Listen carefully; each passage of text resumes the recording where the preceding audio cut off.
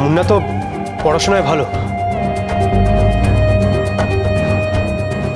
আমি জানি মুন্না ঠিক স্কলারশিপ পেয়ে যাবে। তখন আর আমাকে টাকা পয়সা দিতে হবে না।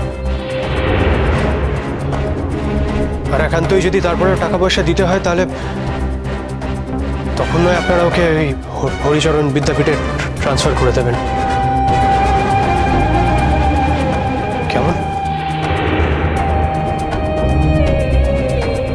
আশা করি আমার কথা আমি বোঝাতে পেরেছি।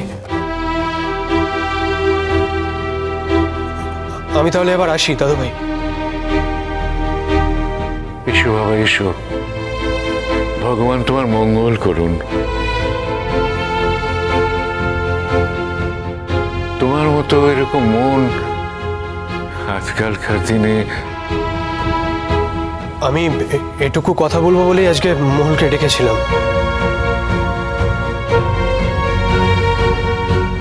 মহুল রাজি হলো না, তাই ভাবলাম আপনাদেরকে এসে একবার রিকোয়েস্ট করি।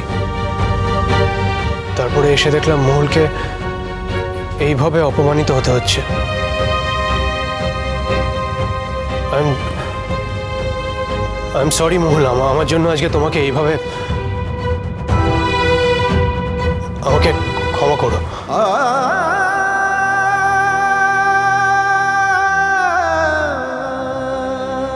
আজকে দোষটা সত্যি সম্পূর্ণভাবে আমার।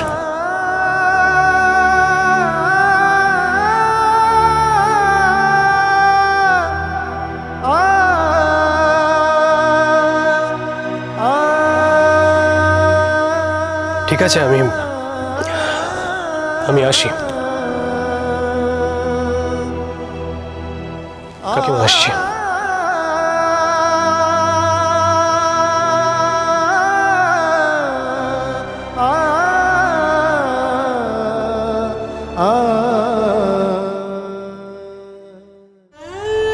ওঠ মুনিয়া, ওঠ।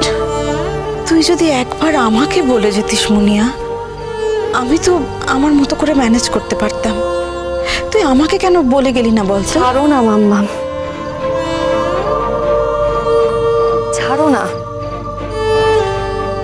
যা হওয়ার তা তো হয়ে গেছে। তোমার যদি মনে হয় তুমি এরপরেও আমাকে শাস্তি দেবে, তুমি দিতে পারো। আমি জানি, জানি তুই আমাকে ভুল বুঝবি।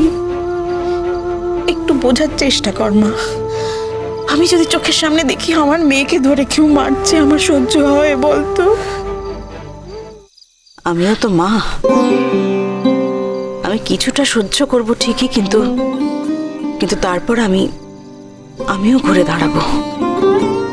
সারাদিন এই খাবার খোঁটা, থাকার খোঁটা আমার আর সহ্য হচ্ছে না, একদম সহ্য হচ্ছে না।